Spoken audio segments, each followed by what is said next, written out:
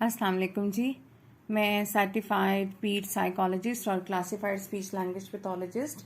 आज हम डिस्कस करेंगे जी असेसमेंट और एवेलुएशन क्या होती है और हम पीडियाट्रिक पॉपुलेशन की असेसमेंट और एवेलुएशन किस तरह से करते हैं। जब हम क्लिनिकल हिस्ट्री टेकिंग कर रहे होते हैं तो हमें बहुत सारे डिसऑर्डर्स मिलते हैं और उन डिसऑर्डर्स के साथ बहुत सारे कोमॉर्बिड डिसऑर्डर्स भी होते हैं। लेट्स सपोज क्लिनिकल सेटिंग में अगर एक बच्चा आता है तो हम उसकी हिस्ट्री टेकिंग कर रहे होते हैं तो समटाइम ऐसा लगता है कि उसे ग्लोबल डेवलपमेंटल डिसऑर्डर है और समटाइम ऐसा लगता है कि वो सेरेब्रल पैलिसी के साथ है और समटाइम लगता है ऐसा कि वो ऑटिज्म के साथ है या ADHD के साथ है। तो देन हम एक क्लिनिकल डिसीजन मेकिंग का प्रोटोकॉल पढ़ते हैं और क्लिनिकली डिसीजन मेकिंग के प्रोटोकॉल में हम असेसमेंट्स की टाइप्स देखते हैं कि हम किस तरह की असेसमेंट्स प्लान करेंगे जिसके नतीजे में हमें पता चले कि बच्चे का डिसऑर्डर क्या है। हिस्ट्री टेकिंग में हमने बेसिक इंफॉर्मेशन लेनी है, मेडिकल हिस्ट्री देखनी है, डेवलपमेंटल हिस्ट्री देखनी है, लैंग्वेज डेवलपमेंट देखनी है और स्पेशली पेरेंटल कंसर्न्स हमने देखने हैं। बेसिक इंफॉर्मेशन में हम बच्चे का नाम, एज, सिबलिंग, अगर बच्चे की स्कूल की हिस्ट्री है तो डेफिनेटली स्कूल की हिस्ट्री भी रहेंगे। हैंडेडनेस उसकी देखेंगे, फैमिली हिस्ट्री देखेंगे, यानी फैमिली हिस्ट्री बच्चा लेट तो नहीं बोला या फैमिली में कोई कज़न मैरिजेस हैं या कोई स्पेशल नीड चिल्ड्रन तो फैमिली में प्रेजेंट तो नहीं है।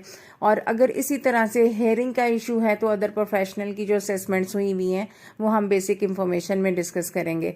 उसके साथ साथ हम मेडिकल हिस्ट्री भी उसकी देखेंगे। लेट्स सपोज बच्चे सेरेब्रल पैलिसी के साथ होते हैं तो उनकी फिट्स की हिस्ट्री होती है, हम इम्यूनाइजेशंस देखेंगे, हॉस्पिटलाइजेशंस देखेंगे, हेयरिंग टेस्ट की हिस्ट्री देखेंगे और मेडिसिन जो वो ले रहे हैं उनको जो है वो हम रूल आउट करेंगे, देखेंगे कि वो कौन सी मेडिसिन ले रहे हैं।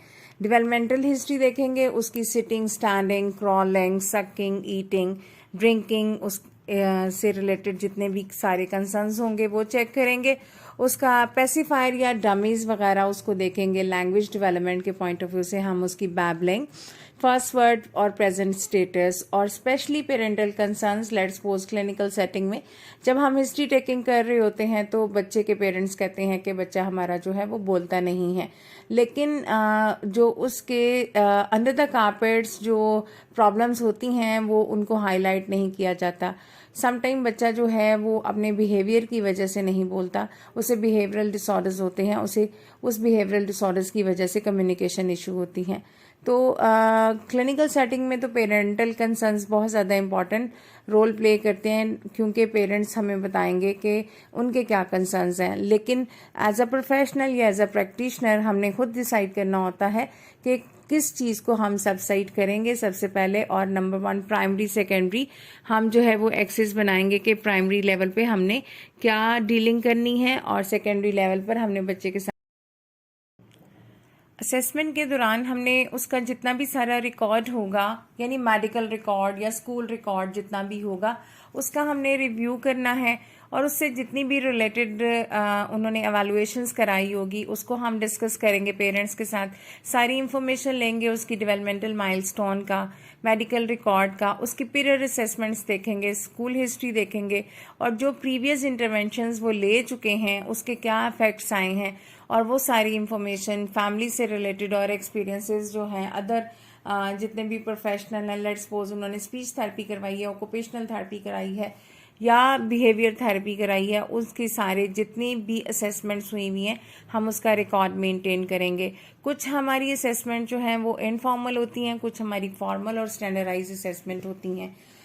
इनका पर्पस क्या होता है असेसमेंट का कि हम बच्चे की एज और उसके जनरल लेवल ऑफ फंक्शनिंग देख सकें कि how much he is functional according to the child. अपनी क्रोनोलॉजिकल एज के मुताबिक उसकी जो है वो फंक्शनल लेवल क्या है हम डिटर्मिन करेंगे इन असेसमेंट्स के थ्रू कि क्या इम्पॉर्टेंट है और हम कौन सी असेसमेंट जो है इसके ऊपर एडमिनिस्टर करेंगे ताकि हमें जो है वो उसके वैलिड और रिलायबल रिजल्ट्स मिल सकें।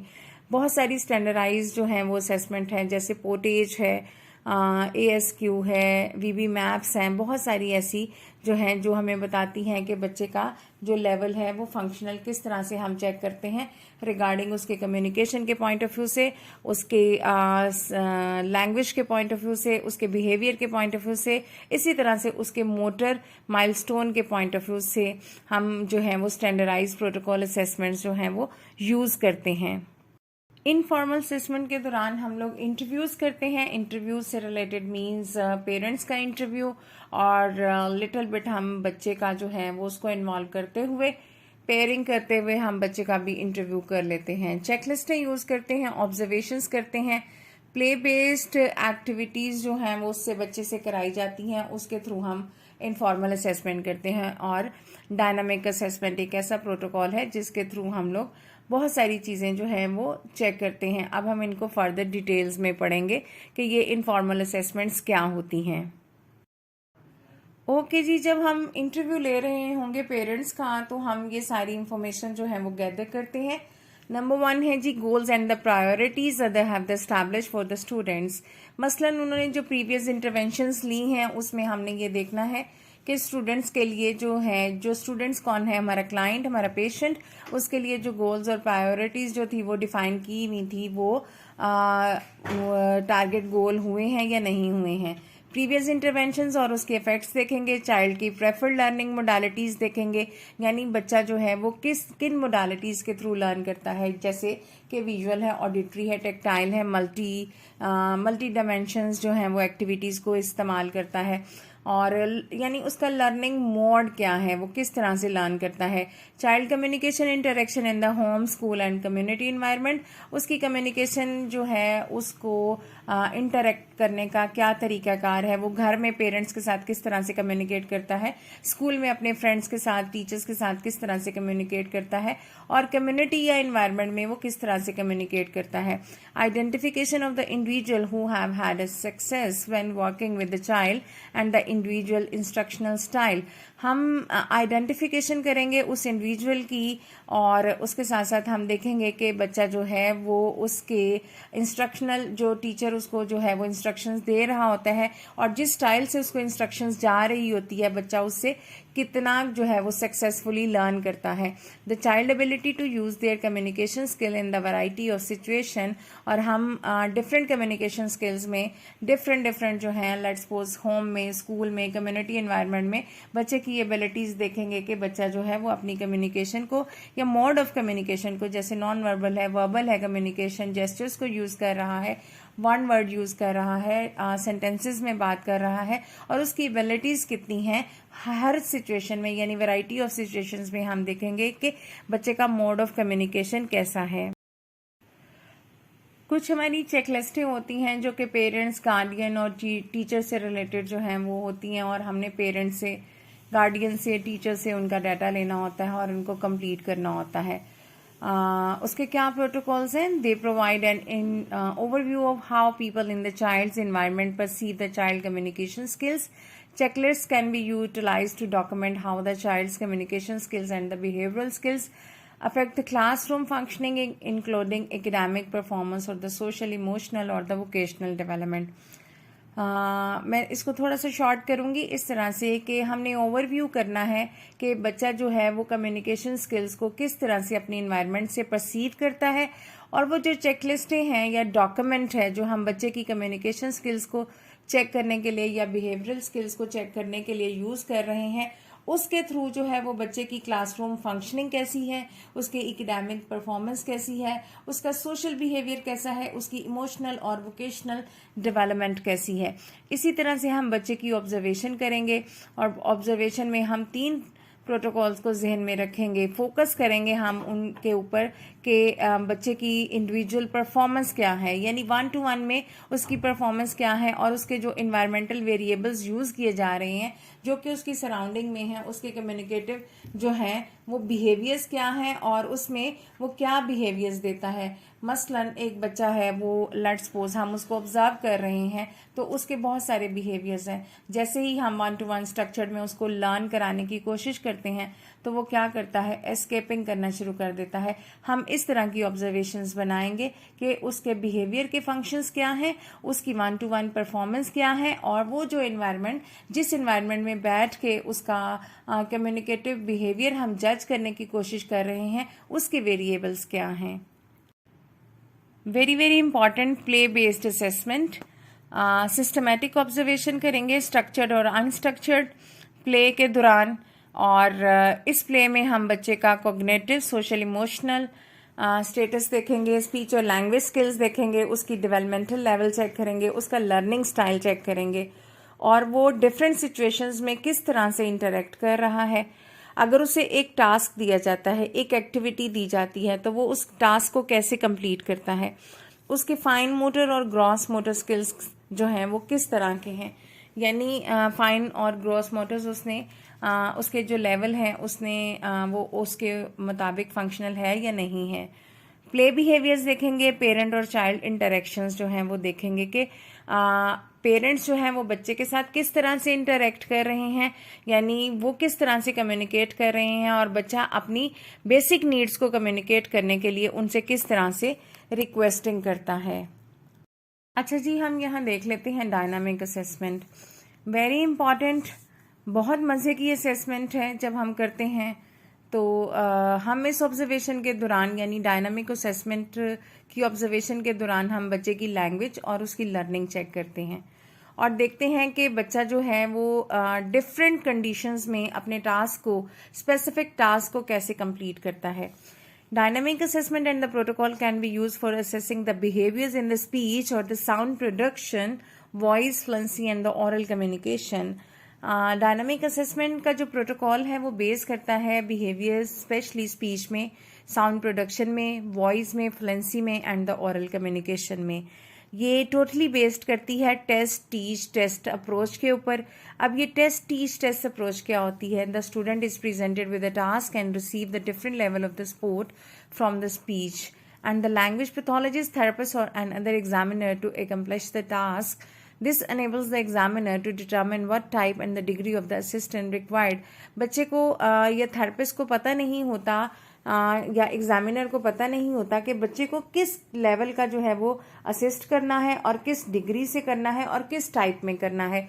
Type is basically the prompting. Physical prompt करेंगे, ऑरल प्रॉम्प्ट करेंगे, वर्बल प्रॉम्प्ट करेंगे या पार्शियल प्रॉम्प्ट करेंगे, किस तरह से करेंगे। और इस टेस्ट टीच टेस्ट अप्रोच के थ्रू हमने दो चीज़ों के ऊपर जो है वो बहुत ज़्यादा फोकस करना होता है। एक तो लेवल ऑफ परफॉर्मेंस, इसकी मॉनिटरिंग करते हैं, यानी कोई भी एक्टिविटी डिज़ाइन करते हैं और उस डिज़ाइन की हुई एक्टिविटी को हम एक स्ट्रक्चर्ड इन्वायरमेंट में और एक नॉन स्ट्रक्चर्ड इन्वायरमेंट में बच्चे के ऊपर चेक करते हैं कि उसमें बच्चे का लेवल ऑफ परफॉर्मेंस क्या है और बच्चे ने कितना टास्क खुद से कंप्लीट किया है और कितने टास्क के लिए हमें जो है वो उसको असिस्ट करना पड़ा है और हमने कितनी डिग्री से उसको जो है वो असिस्ट किया है। और ये पूरे टास्क की हम जो है वो रिकॉर्डिंग करते हैं। डायनामिक असेसमेंट जो है वो क्लिनिकल सेटिंग में बहुत ज़्यादा इंपॉर्टेंट है। अगर बच्चे को नहीं आती, इसका जो अप्रोच ही बहुत अच्छी है, यानी आप पहले बच्चे को सिखाएं। आपने टेस्ट किया, बच्चे का 0 लेवल है, उसके बाद आपने क्या किया, आपने बच्चे को टीच किया और फिर उसके बाद टेस्ट किया।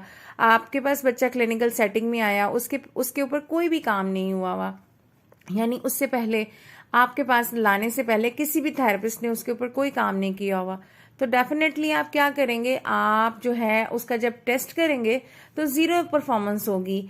तो फिर आप क्या करेंगे, 1 मंथ जो है वो आप उसकी डायनामिक ऑब्जर्वेशन करेंगे। आप 1 मंथ उसके लिए जो है वो अपने गोल्स डिज़ाइन करेंगे। वो जो गोल्स हैं वो आप बच्चे को टीच कराएंगे और टीच कराने के बाद आफ्टर 1 मंथ आप उसकी जो है वो चेक पॉइंट्स बनाएंगे असेसमेंट्स के और उसका टेस्ट लेंगे और देखेंगे कि बच्चे का लेवल क्या है, लेवल ऑफ परफॉर्मेंस क्या है एक एक्टिविटी का, और आपने किस किस डिग्री से उसको असिस्ट किया था। उससे आपको अंदाज़ा हो जाएगा कि बच्चे का फंक्शनल लेवल क्या है, उसका परफॉर्मेंस लेवल क्या है डिफरेंट इन्वायरमेंट्स में, यानी स्ट्रक्चर्ड इन्वायरमेंट में क्या लेवल है और नॉन स्ट्रक्चर्ड इन्वायरमेंट में उसका क्या लेवल है। नेक्स्ट हमारे पास है जी पोर्टफोलियो असेसमेंट। एक स्पेशल एजुकेशन टीचर को जो है एक पोर्टफोलियो असेसमेंट बनानी आनी चाहिए। पोर्टफोलियो असेसमेंट क्या होती है? Portfolios can be use to assess the child's development and the growth in the communication skill. यानी बार बार एम्फेसाइज कर रहे हैं हम लोग कम्युनिकेशन स्किल्स के ऊपर। कम्युनिकेशन जो है वो फर्स्ट आप ये समझ लें कि किसी भी हमने दूसरे अपने इन्वायरमेंट में किसी भी दूसरे पर्सन से बात करनी है तो कम्युनिकेशन बहुत ज़्यादा इम्पॉर्टेंट है। पोर्टफोलियो में भी हम बच्चे का जो है वो डेवलपमेंटल लेवल देखेंगे और उसकी कम्युनिकेशन स्किल्स की ग्रोथ देखेंगे कि उसकी ग्रोथ कितनी हो रही है, उसकी डेवलपमेंट कितनी हो रही है कम्युनिकेशन स्किल्स में। A portfolio to assess the child communication skills might including language, behavior, academia samples, summaries of the observation of the child in the various setting, video, audio recording of speech samples, and the student self-evaluation and the sample of the student work। उसमें हम बच्चे का पूरा portfolio बनाएंगे, यानी communication से related language check करेंगे, behaviour check करेंगे, उसकी एकेडमिक परफॉर्मेंस, उसके सैम्पल्स रिकॉर्ड्स करेंगे, उसकी ऑब्जर्वेशन की सारी समरीज देखेंगे वेरियस सेटिंग में, यानी घर में, स्कूल में और क्लिनिकल सेटिंग में। उसके वीडियोस बनाएंगे, ऑडियो रिकॉर्डिंग, स्पीच सैम्पल्स करेंगे, उसकी सेल्फ एवेल्युएशन करेंगे और उसका जो स्टूडेंट का वर्क होगा, work stand for the art work अगर वो कर रहा है या वो राइटिंग वर्क कर रहा है तो उसके सैंपल डिफरेंट बनाएंगे। एक पूरा पोर्टफोलियो असेसमेंट बनेगा और उसके ऊपर हम लोग बेसिकली क्या चेक कर रहे हैं पोर्टफोलियो असेसमेंट में? हम बच्चे का लेवल ऑफ परफॉर्मेंस चेक कर रहे हैं। जज़ाकल्लाह खैर फॉर लिसनिंग एंड वॉचिंग।